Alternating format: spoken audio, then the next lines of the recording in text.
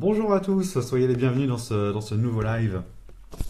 Je suis Maxime, faites-moi un petit coucou si vous m'entendez pour commencer. Avant qu'on rentre dans le vif du sujet tout de suite, je suis très heureux de vous retrouver à nouveau. Et cette fois-ci, à votre demande, nous allons donc parler de cette fameuse conférence de l'illustre Edgar Tolle, qui est venu pour la toute première fois en France pour nous parler du moment présent, du pouvoir du moment présent, et nous expliquer sa version à lui de qu'est-ce que c'est que de vivre dans le moment présent. Donc c'est génial, voilà, c'est la toute première fois. C'était au Grand Rex à Paris, et puis je vais vous raconter tout ça.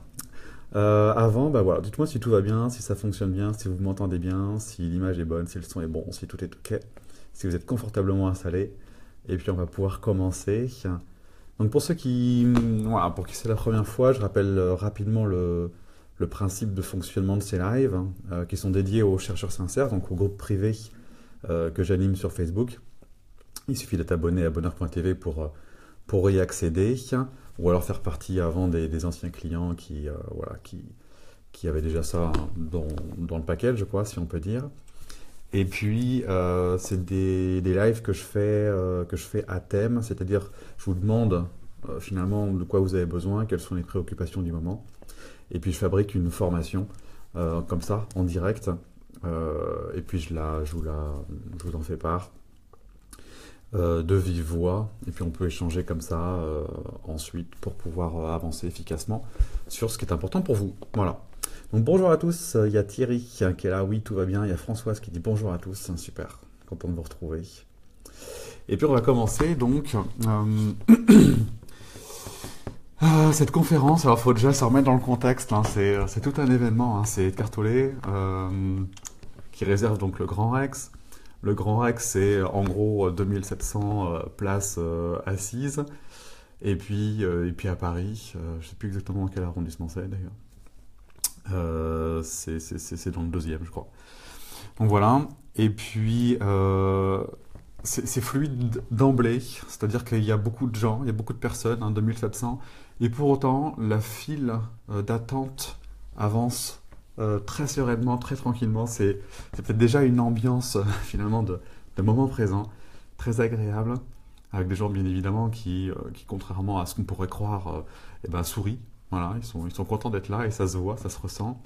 Et puis on s'installe dans cette immense salle avec une grande auréole rouge comme ça, et une auréole qui va changer de couleur au fur et à mesure de la présentation.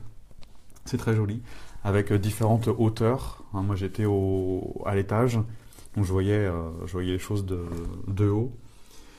Et puis il y a d'abord une première présentation, une introduction par Jérôme Oliveira, voilà, si je prononce bien, qui est l'organisateur de l'événement, avec My Project, le staff de Edgar Tolle, et puis qui annonce, voilà, qui explique que voilà, ça lui parle beaucoup. Il a fait comme beaucoup d'entre nous, il a commencé à lire le premier livre, hein, Le pouvoir du moment présent, puis le deuxième, Mettre en pratique, et puis il a voulu rencontrer cet homme-là et puis aller plus loin, et il s'est dit la meilleure façon pour aller plus loin, c'est de le rencontrer, donc il a fabriqué un événement.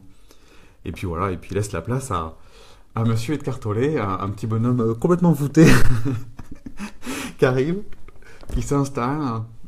Juste, il y a un tapis, il y a une chaise, il y a une petite table basse avec des fleurs.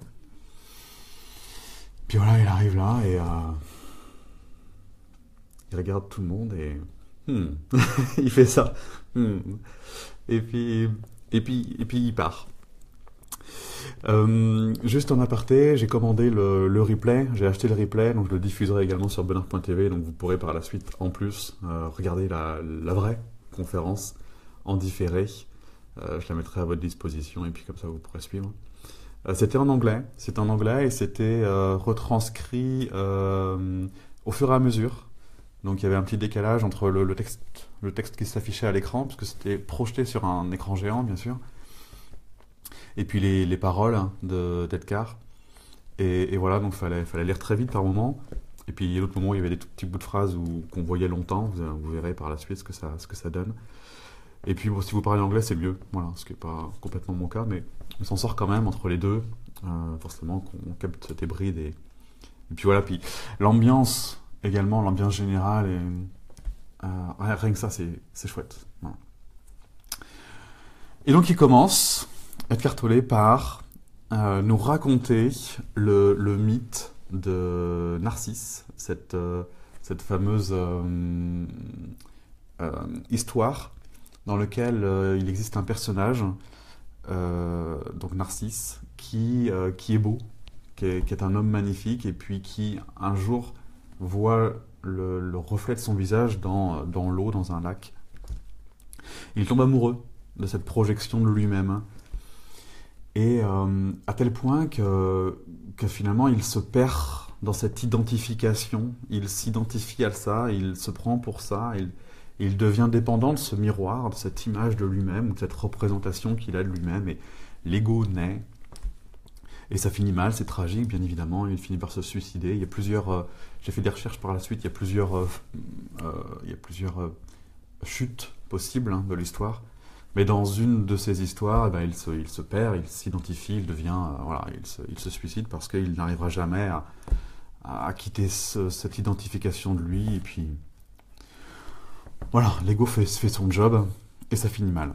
Et Edgar Tolle commence comme ça en disant... en nous parlant d'identification, de cette image que l'on a de nous-mêmes, cette représentation, et du coup, il appelle ça des concepts. C'est-à-dire le concept du mental, que ce mental s'accroche à ce qu'il pense être, et naît cette identification. Et il dit, toute notre vie, on passe notre vie, en fait, à construire notre identité par plein de petits bouts de choses qu'on fige et qu'on isole. C'est-à-dire, il m'est arrivé quelque chose une fois, donc je me dis, la vie c'est ça. Quand je fais ça, il se passe ça. Tac. Ça, c'est mon histoire, je la fige, je m'y identifie, et je consolide cette chose. Je la consolide tellement que finalement, je suis persuadé que c'est ça la vie. Et du coup, comme je ne laisse pas la vie me proposer autre chose, je reproduis, et je crée petit à petit ce qu'on appelle l'identité, le profil de personnalité, ce pourquoi je me prends l'image, la conception que j'ai de comment sont les choses. Et c'est la construction de l'ego, petit à petit, qu'il se fait. Et il dit, on peut s'identifier à plein de choses. On peut s'identifier, bien sûr, au corps, comme Narcisse qui s'identifie à son image. C'est-à-dire, je me prends pour ce que je vois. Je me prends pour un corps. Et a priori, ça semble normal, parce que tout le monde a l'air de faire ça. Donc, je suis ce corps-là. Et ça pose un problème, dit Edgar Tolle, parce que quand vous vieillissez, cette image, elle change. Ou alors, quand on est enceinte, l'image, elle change. Ou alors quand, je sais pas, il y a plein de possibilités. Et de toute façon, c'est inéluctable. La forme change. Et que l'identification au corps, l'identification à la représentation de notre corps, ne peut être que souffrance à terme, puisque si on n'accepte pas d'être autre chose que la représentation de ce corps, il ne peut y avoir que souffrance, puisque c'est de l'illusion. Nous ne sommes pas que notre corps, même si dans un facteur temps, nous l'intégrons, effectivement, ce corps. Et puis Edgar va plus loin et dit aussi, il y a une autre identification qui est l'identification aux pensées. Je suis ce que je pense. Par rapport, comme je disais, par rapport à ce qui s'est passé ou par rapport à ce qu'on m'a dit. Parce qu'on s'identifie bien sûr à un passé qu'on ramène dans le présent, mais il y a plein de choses qu'on n'a pas vécues, qu'on n'a pas expérimentées par nous-mêmes. C'est-à-dire les qu'en dira-t-on, des principes, des croyances, des idées reçues, ce qui vient de l'inconscient collectif. On se prend on s'identifie à, ou on imagine que, par rapport à des choses vécues ou pas vécues. Ah, tu sais, un couple, c'est difficile. Hein, on a tous entendu ça. Du coup, on part de ce postulat-là. Ou alors, trouver un métier passionnant, c'est compliqué.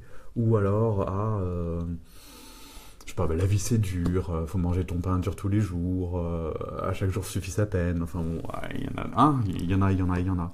Et ça, c'est de la pensée. Mais on n'a pas vécu tout ça. Il y a plein de choses qu'on n'a pas vécues, mais qu'on considère comme justes, malgré tout, comme vraies. Et on se dit, c'est comme ça. Mais on n'en sait absolument rien, puisqu'on n'a pas expérimenté par nous-mêmes. Et c'est ça, l'idée de fond, à ce moment-là, dans cette première partie d'Edgar Tolle, qui nous dit, mais essayez de reprendre de l'autonomie. Essayez d'être votre propre juge en expérimentant les choses et en essayant d'arrêter de mettre des concepts, il appelle ça, conceptualiser la pensée, conceptualiser l'image, conceptualiser le corps, sortir d'un ego qui identifie tout.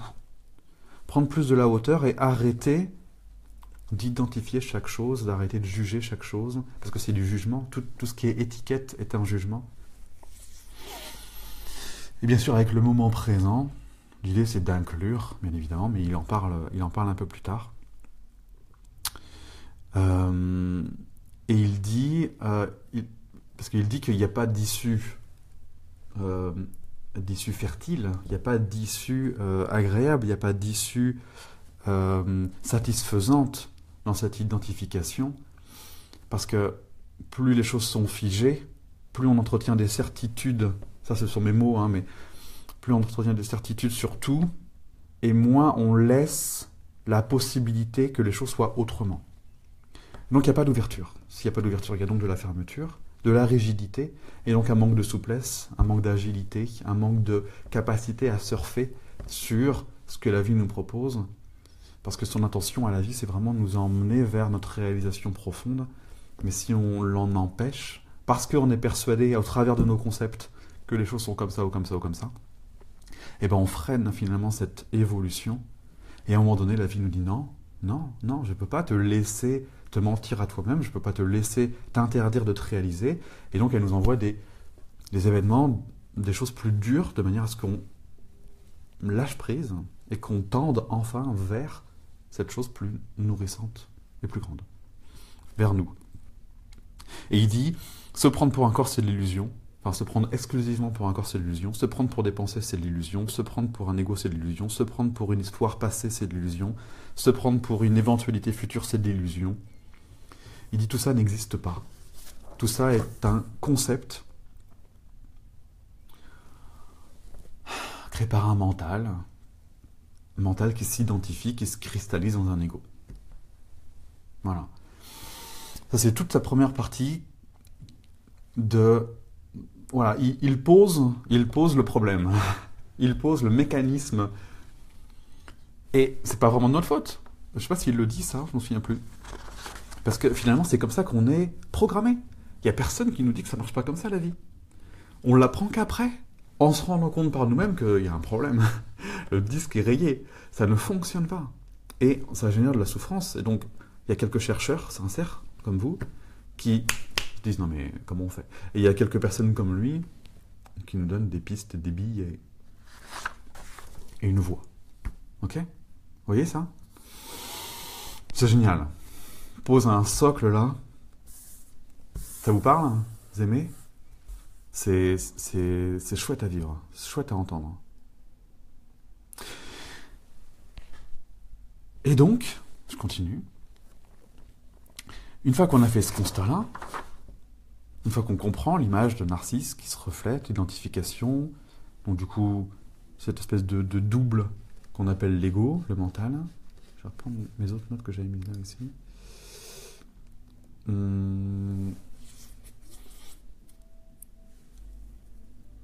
Alors, il explique aussi, il prend cet exemple de l'identification aussi aux choses. L'identification au corps, l'identification aux pensées, l'identification, je prends l'exemple d'un enfant qui s'identifie à ce qu'il possède. Il n'y a pas que l'enfant, du coup. Mais en tout cas, il y a une première construction comme ça, dans laquelle ça c'est un moi. Et le moi, l'appartenance, la possession, où il y a un lien finalement qui exclut si c'est moi, c'est pas toi. Il y a une espèce de... À ce moment-là, et on ne dit pas que c'est mal, parce que effectivement, toi c'est toi et moi c'est moi, hein, on est d'accord, mais et ça c'est la partie saine de l'ego.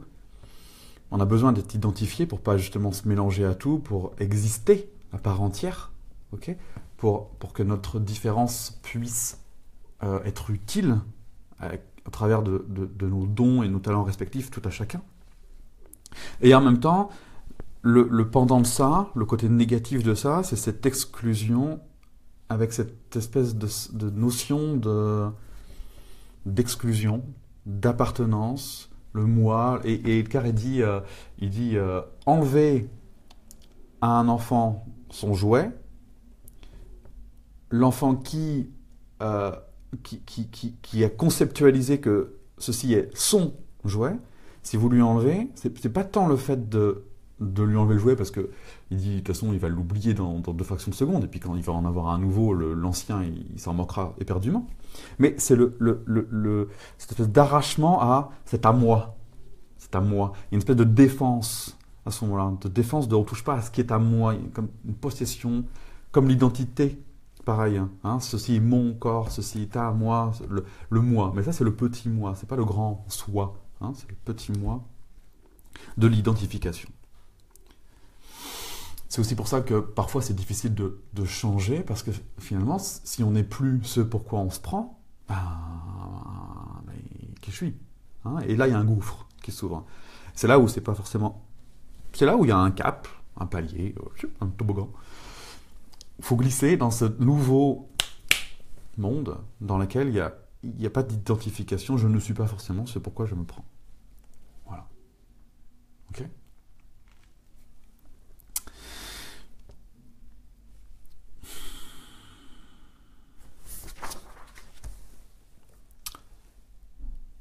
Et donc il nous explique, avec sa voix toujours très...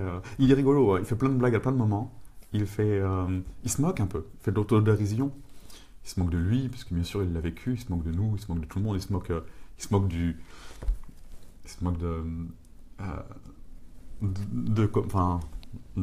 ce fonctionnement-là, voilà, qui est rigolo, quand on arrive à le regarder de haut.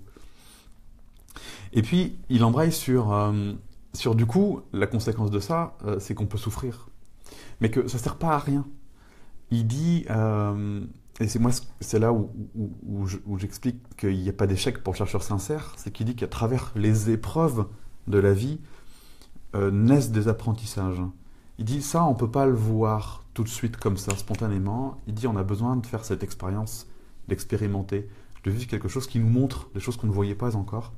Et c'est qu'au travers de cette expérience, et possiblement des choses pas faciles à vivre, que vient une prise de conscience. Quand on met le doigt sur des choses qui, avant, qu'on passait à côté. Et il dit dans chaque épreuve existe une évolution. Hein, et c'est la fameuse courbe d'apprentissage, c'est-à-dire on fait des expériences qui ont des conséquences qui nous permettent d'intégrer, puisque si on les a fait, c'est qu'on avait un certain point de vue. Okay, donc on intègre, c'est là où c'est pas toujours évident ni agréable, parce que intégrer, ça demande de l'introspection, aller plus profondément à l'intérieur de soi-même pour digérer. Intégration qui permet par contre la prise de conscience, l'éveil, l'évolution, et du coup pouvoir repartir dans de nouvelles expériences, de nouvelles expérimentations, mais avec plus de conscience. Donc générer des nouvelles conséquences, différentes des conséquences d'avant, plus éclairées, plus éveillées, qui à nouveau vont générer des conséquences qui vont permettre d'intégrer, intégrer pour expérimenter, pour réintégrer, pour expérimenter. Et cette quête faite de manière sincère ne peut que tendre vers l'évolution et la croissance personnelle. Et donc la croissance collective, si chacun le fait, et donc un monde meilleur, plus heureux, plus épanoui, et moins dans l'ego, plus dans l'amour. Hein, puisqu'à la fin, Eckhart nous parle d'amour quand même. Et c'est là où c'est génial, à la fin, Eckhart Tolle, il bascule dans une dimension dont il ne parle pas dans les livres, en tout cas que je n'ai pas vu. Il parle d'un aspect plus spirituel, et on va justement en parler.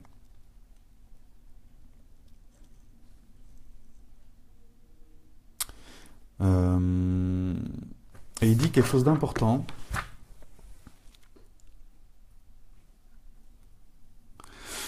Il dit que dans l'absolu, c'est pas tant l'événement qui nous fait souffrir. Il prend l'exemple des bouchons dans une voiture.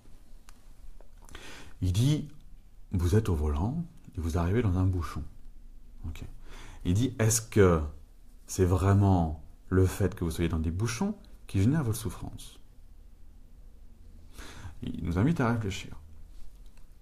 Et il dit, ou est-ce que c'est la pensée sur le fait, l'ajout de la pensée sur ce qui est, sur ce qui existe, qui devient le problème?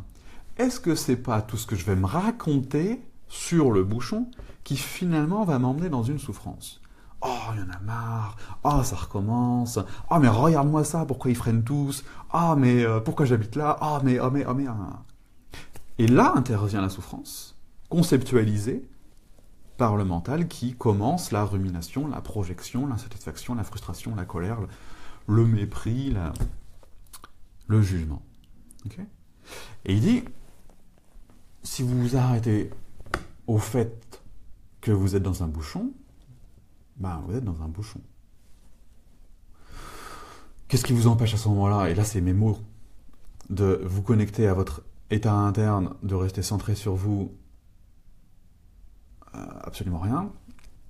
Il y a juste à ce moment-là un switch qui vient râler, une pensée compulsive. Voilà. Et ça peut être considéré comme une épreuve qui nous invite à tendre vers plus de présence, plus d'harmonie intérieure, et à observer ce petit vélo qui peut avoir tendance à juger, à étiqueter les moments, plutôt que de vivre le moment tel qu'il est réellement, parce qu'on n'a pas dit que le moment était pas bien, ou comme ceci ou comme ça. Je veux dire, on peut faire 40 milliards de choses très sympas dans un bouchon. On peut justement se détendre, on peut écouter de la musique, on peut prendre son temps, on est là, hein, il n'y a pas d'urgence, s'énerver, ça ne fera pas avancer le bouchon plus vite. Oui, on peut interpréter, étiqueter, juger chaque moment d'une manière complètement différente, juste en étant en mesure d'observer la pensée compulsive arriver. Vous voyez ? Donc, c'est très important, il fait référence à Bouddha, que le moment ne soit pas jugé, étiqueté, et de ne pas rajouter de la souffrance à un moment qui n'est pas forcément source de souffrance. Certes, c'est une porte ouverte au corps de souffrance qui se réjouit, qui se dit « Yes, je vais pouvoir râler !» Puisque le but du corps de souffrance, c'est ça, c'est d'exister au travers de la négativité. C'est notre double négatif qui chope tous les moments au vol, tous les moments de non-présence, pour s'engouffrer et pour venir auto-saboter toute la mécanique. Bon, bah ok, on a tous ça en nous, hein, c'est pas grave, c'est pas dramatique. Il faut juste être en mesure de le voir, de l'observer, et puis de choisir d'y adhérer ou pas, et de se recentrer sur ce qui fait sens. Et il dit un truc aussi au tout début que je ne vous ai pas dit. Il dit, même si on peut faire autrement, même si on a vraiment le choix, c'est peut-être pas là qu'il le dit. Il dit, même si dans l'absolu on peut ne pas souffrir, on a quand même plus vite fait de se dire que la souffrance fait partie de l'équation, et que c'est pas dramatique, parce que quelque part, grâce à ce que je viens de dire là, ce qu'il a dit, eh ben, chaque et chacun de ces moments est une opportunité de croissance, parce que, comme on disait tout à l'heure, la vie ne nous laissera pas nous écarter indéfiniment de notre chemin, et qu'à un moment donné, si les portes se ferment, c'est peut-être que c'est pas la bonne direction, et que, certes, on peut le voir de manière triste et négative, mais on peut aussi le voir comme quelque chose qui nous réoriente, qui nous réamène vers quelque chose de plus juste. Et il dit, si vous considérez que ces moments-là, pas agréables, sont normaux, c'est quand même plus facile à vivre du coup, que de se dire, non, moi je veux vivre dans une vie où la souffrance n'existe pas, ce qui semble peu réaliste. Même si, en effet, si on n'opposait jamais de résistance au flux de la vie, il n'y aurait pas de résistance, donc il n'y aurait pas de souffrance. Certes, c'est vrai. Conceptuellement parlant, c'est possible. Maintenant, on est quand même rare, pour ne pas dire inexistant, à ne pas résister aux choses. La plupart du temps, on s'adapte à un environnement, on tombe très très très rapidement dans une zone de confort, aussi petite soit-elle, et évoluer nécessite forcément de changer de zone de confort pour basculer dans une autre forme qui devient très vite à son tour une autre zone de confort. Et finalement, ce mouvement de sortie de zone de confort est inconfortable, puisque c'est une zone de confort. Donc sortir de cette zone de confort, c'est inconfortable, et nécessite forcément une ouverture à un inconnu qui fait peur. Et donc, c'est jamais complètement jamais complètement fluide à un lâcher-prise total. On pourrait, dans l'absolu, il n'y a rien qui nous empêche à lâcher prise complètement et à faire parfaitement confiance à la vie. Maintenant, ça nécessite un peu de pratique. Donc, autant se dire que je vais résister un peu, donc je vais souffrir un peu. Et l'idée, c'est de se dire, je vais essayer de lâcher prise le plus vite possible pour glisser effectivement vers ce qui m'attend, vers ce que la vie me propose. Et puis si je souffre un peu, c'est pas grave, dans le sens si j'éprouve quelque chose de l'ordre de l'épreuve, hein, pour revenir aux paroles de Cartollet, ben c'est pas grave.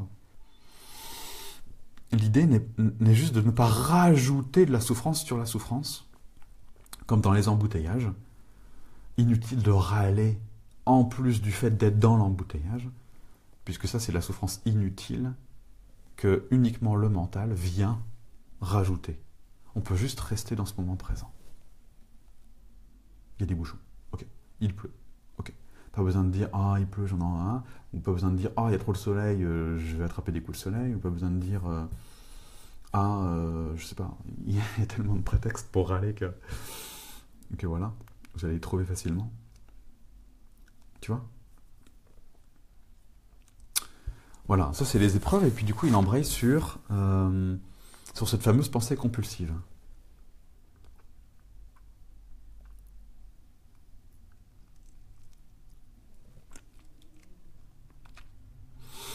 Donc c'est là où il parle justement de... Est-ce que le problème c'est vraiment ce qui est en train de se passer ou pas?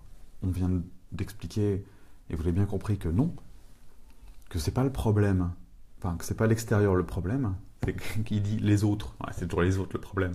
Et ça on est bien d'accord, hein, et si vous connaissez Heureux dans sa vie maintenant, vous savez bien qu'il y a un article d'ailleurs qui en parle exclusivement de le problème c'est pas l'autre. L'autre il est toujours là en miroir, en résonance, pour nous montrer ce qu'on ne voyait pas forcément. Faut-il être en mesure d'y adhérer, d'avoir envie de se remettre en question, puisque c'est quand même beaucoup plus facile de critiquer. Hein, c'est un fait. Et là, il dit que donc, du coup, la solution, c'est de reconnaître le moment présent pour ce qu'il est, d'honorer le moment présent pour ce qu'il est, d'y revenir à ce moment présent comme la seule chose qui existe vraiment, le passé étant passé, on ne peut plus rien y faire, et le futur n'existe pas encore, et en plus, on a beau l'anticiper, c'est jamais comme on a prévu. Donc, soyons plus légers à travers ça, et reconnaissons, aimons, honorons ce moment présent tel qu'il est, parce que tout se passe ici et maintenant, et rien n'existe ailleurs que dans le moment présent. On respire dans le moment présent, ça ce sont mes mots, on respire dans le moment présent, on parle là maintenant dans le moment présent, vous écoutez cette vidéo dans le moment présent, vous l'entendez dans le moment présent, vous êtes présent à votre corps dans le moment présent, vous respirez pas hier, vous respirez pas demain, vous respirez maintenant, et ainsi de suite. Et vos projets futurs, parce qu'il le dit aussi, il dit, on ne s'empêche pas de fabriquer des projets, je ne sais plus comment il dit exactement, de programmer des choses, mais ces choses, non seulement vous les programmez dans le moment présent, et ces choses auront la conséquence de l'intention que vous y mettez dans le moment présent. Ce futur se crée depuis maintenant. Et point. Vous ne pouvez que vivre d'instant en instant et de créer vos projets d'instant en instant avec le plus de présence possible. C'est grâce à ça d'ailleurs qu'ils vont bien se passer. Plus vous êtes présent au projet et plus les projets se passent bien. Et donc, beaucoup de reconnaissance à travers ça. Ça me fait penser à Ho'oponopono qui dit merci, qui dit je t'aime, qui dit pardon. De reconnaître ce moment présent, de l'accepter, il dit. Et pour ce faire, il explique également que le corps est un outil puissant parce que le corps ne peut pas mentir puisqu'il n'existe que là. Je touche mon doigt là, maintenant, je respire là, maintenant, je sens mes sensations corporelles maintenant, et cette capacité, cette intention à revenir au corps qui vit là maintenant, le cœur qui bat là maintenant, il ne bat pas hier, il ne bat pas demain, me permet de revenir à ce qui existe. Ça me fait un lien, ça me fait une porte d'entrée au moment présent. Donc cultiver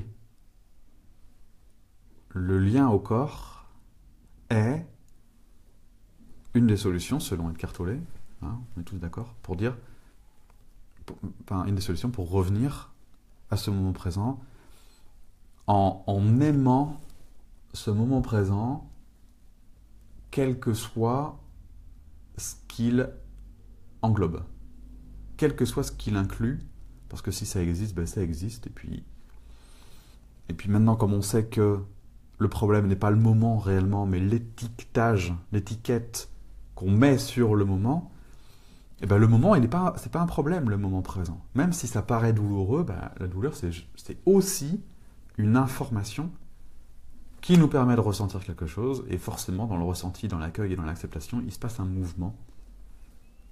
C'est ce mouvement qui génère une évolution. Le mouvement, c'est le contraire de l'arrêt, et la vie, c'est le mouvement.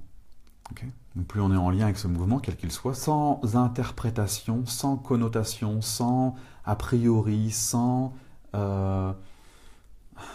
étiquette, sans opinion. Un moment. Tiens, il y a ça dans le moment, tiens, il y a ça dans le moment, tiens, il y a ça dans le moment, tiens, il y a ça dans le moment. Et de manière, on avance. Et il prend l'exemple de nos animaux de compagnie, nos chiens et nos chats, et il dit, votre chien est beaucoup plus heureux que vous. Parce qu'il pense pas. Alors, c'est pas qu'il pense pas, c'est-à-dire qu'il n'a pas cette identification de lui-même. Il n'a pas la pensée compulsive. Il n'a pas la pensée identifiée. Il a juste je ne sais pas exactement ce qu'il a, une forme de pensée, mais il n'a pas le jugement. Il est dans cette espèce de spontanéité dans le moment. Et ça me fait penser à une autre image où on voit un chien et son maître. Ils marchent, on les voit de dos. Et il y a le maître avec une bulle de pensée là au-dessus de lui qui est en train de dire ah oui, faut que je pense à faire des courses, tiens, faut que je rentre à telle heure, tiens, le soleil va bientôt se coucher, et brrr, ça fait une bulle foncée. Et puis le chien qui a aussi une bulle qui est là avec son maître et la bulle est vide.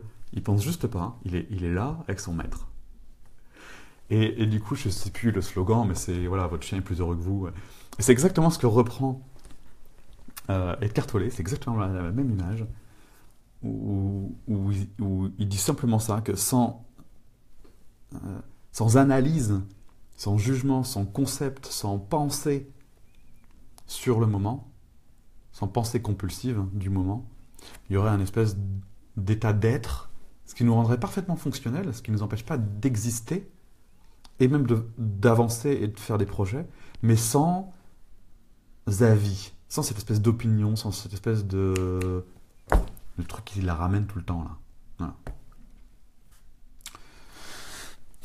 Et là, il nous dit un scoop, Eckhart Tolle. Monsieur Tolle a été SDF dans sa vie.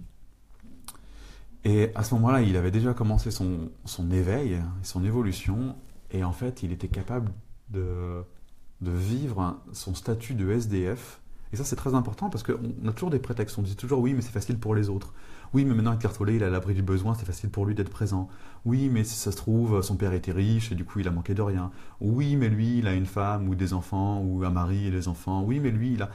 Et donc, nous, on est toujours cette pauvre petite victime qui n'a jamais ce qu'il faut pour être heureux, ou heureuse, ou en tout cas, qui a des excuses. Hein. Et Eckhart Tolle était SDF. Donc, c'est bien qu'elle le précise parce que ça pourrait être une superbe excuse. On a forcément tendance à se dire qu'un SDF ne peut pas être heureux parce qu'il a quand même des conditions de vie qui sont difficiles. Eh ben non. Eckhart Tolle nous dit est-ce que j'étais heureux? Ben oui. Ah oui, ah oui. Parce que j'étais dans le moment présent. Et le moment présent, il existe, quel que soit mon statut. Et il y a des gens qui venaient s'asseoir à côté de moi et on parlait et j'étais là, dans ce moment présent, en train de vivre ce que j'étais. Et bizarrement, ben voilà, il a survécu. Hein. Il a vécu cette initiation.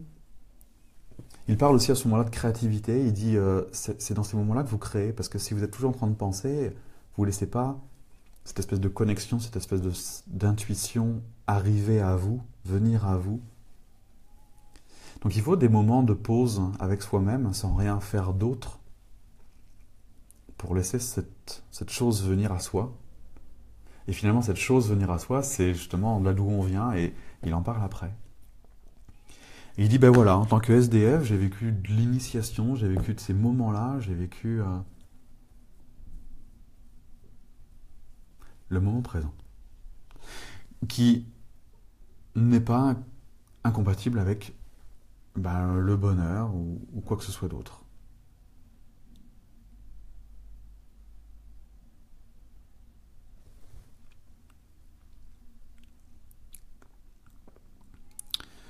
La croyance qu'il faut penser, voilà, il disait j'étais parfaitement capable de ne pas penser, c'est-à-dire d'un point de vue pensée compulsive, d'être présent, même dans un cas aussi a priori tragique et dramatique que le statut de SDF. Eh ben voilà, c'est beau comme témoignage et c'est chargé d'espoir. Cette espèce de désidentification à ce moment-là, à un statut, à qu'est-ce qu'on va dire de moi, donc à une image, à comment je vais m'en sortir, donc à de la peur, à de la projection, à quoi je ressemble ici, donc à l'identité. Voilà. Et il dit, il parle aussi de, pour cesser les pensées compulsives, il prend également cette image de en dedans ou en dehors et il dit, vous n'avez pas forcément besoin de, pour dépasser ça, on peut le faire au travers, en incluant le moment présent.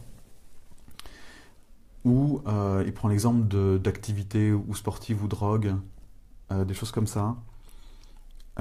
Pour éviter de penser, on peut finalement se noyer, s'inhiber au travers de choses qui finalement qui nous court-circuitent, mais forcément qui nous plombent également, hein, qui nous descendent plutôt que qui nous font rayonner.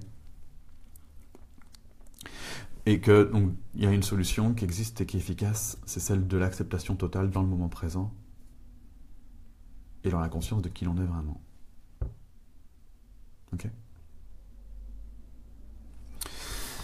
Et du coup, la conscience de qui l'on est vraiment, il continue en disant, alors du coup, l'idée c'est quoi ? C'est à quoi ça sert tout ça ? Et c'est là qu'il parle de choses dont il ne parle pas souvent, en tout cas que je n'avais pas vu dans les bouquins jusqu'à présent, et je pense qu'il n'en parle pas.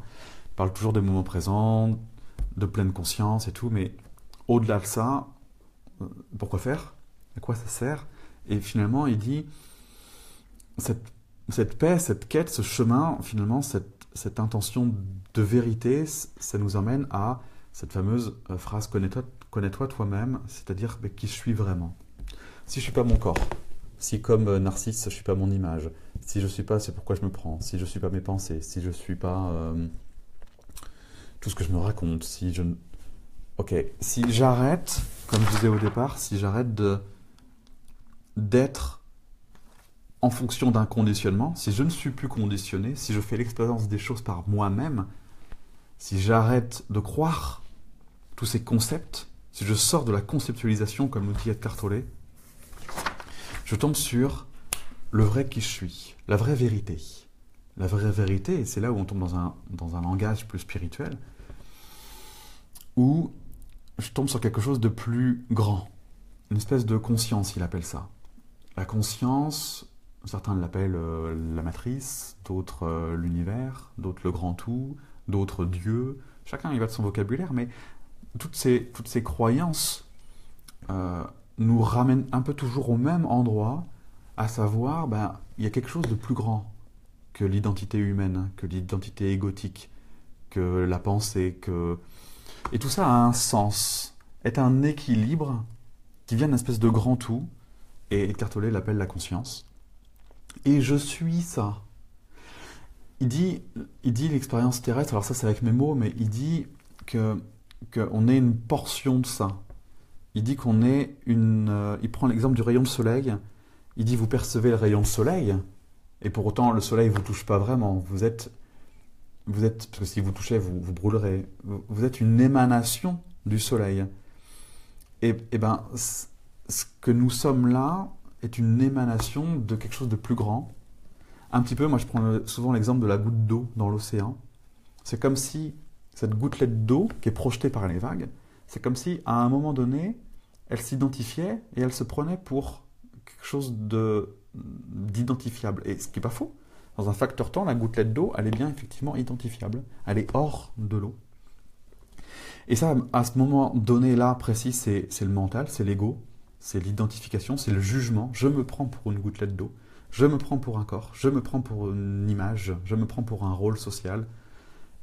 Et cette gouttelette d'eau retombe dans l'océan. Et à ce moment-là, allez retrouver la gouttelette d'eau.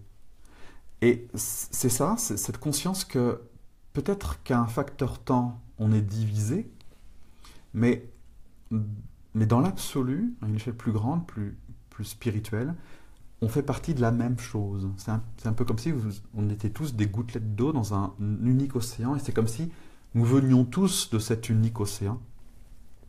C'est comme si on était tous les rayons du soleil émanés de ce même soleil. C'est l'image que prend Eckhart Tolle. Et que notre cerveau, notre capacité d'être présent, était un instrument de la conscience. Et on peut le prendre avec d'autres vocabulaires. Quand je parle de l'histoire de la petite âme, cette petite âme qui descend, qui est une extension de la conscience, et qui se dit, mais alors j'en suis où? J'en suis où dans mon évolution personnelle? Ah, bah tiens, il faudrait que je vive telle et telle expérience pour continuer à l'apprendre. Et c'est là où la petite âme décide de venir sur la planète Terre dans un certain contexte, quel qu'il soit, pour venir continuer son évolution. Et c'est là où elle s'équipe de son tempérament, de son caractère, de sa couleur de peau, de yeux, de cheveux, de ce que vous voulez. Et c'est là où on a un équipement pour pouvoir être ici, là, maintenant, fonctionnel, et apprendre et évoluer, dans l'idéal, avec cette conscience de qui l'on est et d'où on vient. Pour pouvoir vivre ce moment terrestre comme une expérience belle, même si parfois douloureuse, pour pouvoir avancer, cheminer, et se souvenir, parce qu'il dit ça, retrouver la vérité, se souvenir de qui l'on est vraiment, au travers de ce chemin, qui finalement n'est plus un chemin terrestre, mais plutôt un chemin spirituel sur la planète Terre. Et du coup, tout est prétexte à une croissance, à une conscience, à une évolution, et à de plus en plus de joie, puisque grandir, c'est joyeux. Et on peut le faire en expérimentant, en vivant des choses, en accueillant, par l'interaction, par le miroir. Et il finit comme ça, en disant, on est tous, du coup, les mêmes. On vient tous d'un même chose, on a juste des formes différentes, mais sortant, encore une fois, de l'identification à la forme, il reste quoi? Il reste l'essence. Il parle d'essence. C'est chouette, parce que moi j'aime beaucoup parler d'essence. Et il parle de ce qu'est essentiel. Et il dit que ce qui est essentiel est invisible, il cite Saint-Exupéry. Et qu'on reconnaît l'autre. Il parle d'amour, de reconnaissance de... Quand on aime l'autre, on s'aime, puisque tout ça est un grand tout. Et que la méditation, la méditation dans tout ça, le moment présent dans tout ça, la méditation est un outil pour accéder au moment présent, et le moment présent lui-même est un outil pour se reconnecter à qui l'on est. Et le but ultime est là, se réaliser en tant que qui l'on est, et donc en tant que ce pourquoi on est fait, le mettre en place, et se réaliser, faire ce pourquoi on était venu à ce moment-là.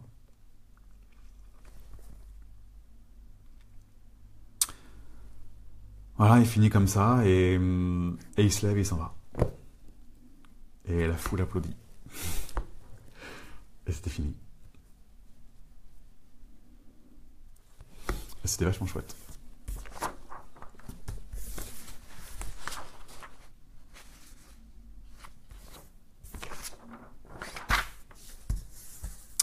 Voilà. Donc je mettrai à votre disposition dans le pouvoir du moment, le pouvoir du moment présent, c'est une formation pour ceux qui ne le savent pas, dans laquelle il y a justement, c'est ça l'intention, de se reconnecter à ce pourquoi en effet, en passant par le moment présent, par les émotions, par le mental, par la création de l'intuition, par la création également de réalisation de soi plus concrète, à travers des projets, et puis à travers l'amour aussi, l'amour plus universel. Mais ce que je voulais vous dire, c'est que le replay, donc je l'ai commandé et du coup je le mettrai à votre disposition dans bonheur.tv. Vous aurez juste à vous abonner pour y avoir accès. Voilà. Donc bonjour à tous ceux qui nous ont rejoints, que je n'ai pas salué au fur et à mesure. Je me suis appliqué à rester bien concentré sur sur la diffusion de cette information. Voilà. Et puis bah, la parole est à vous. Est-ce que ça vous inspire? Qu'est-ce que vous en pensez? Et pour ceux qui ne sont pas là, on pourra en parler après. Il y a Françoise qui dit waouh, merci Maxime, avec grand plaisir. Merci Maxime pour ce témoignage, dit Valène. C'était, ouais, et vous allez voir à travers le. Je vais aller sur la page Facebook moi aussi pour mieux vous voir. Vous allez pouvoir voir l'intégralité de tout ça. L'intégralité de tout ça avec l'enregistrement officiel. J'ai pas la date. C'était pas précisé sur la commande, donc je n'ai pas la date de quand. Mais voilà, elle sera disponible à un moment ou à un autre. Et puis, voilà. Ok. C'est tout pour... Et Thierry qui dit génial. Carole qui dit bonjour à tous. Bonjour Maxime, je suis contente de la première fois que j'ai l'occasion de t'entendre en direct. Je viens de prendre la ligne. Ça fait du bien ce que tu dis. Moi, je commence à me sentir mieux du moment que j'arrive à rester consciente avec moi-même.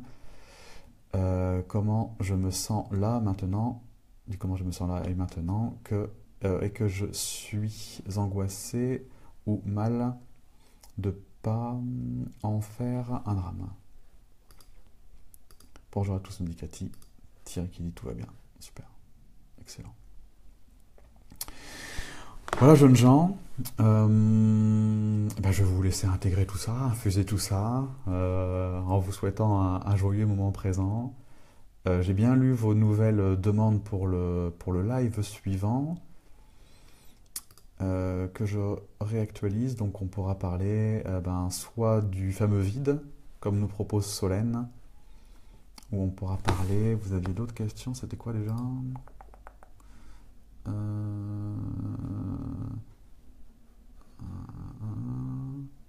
Fabienne, non. Claudine, Aude.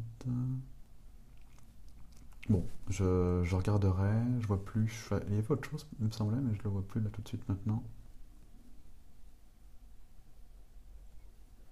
Dis des situations précises en particulier avec Aude. Ok. Bon, on va voir. En attendant, je vous souhaite une excellente journée. Bon moment présent, donc. Réécoutez tranquillement et attentivement cette vidéo.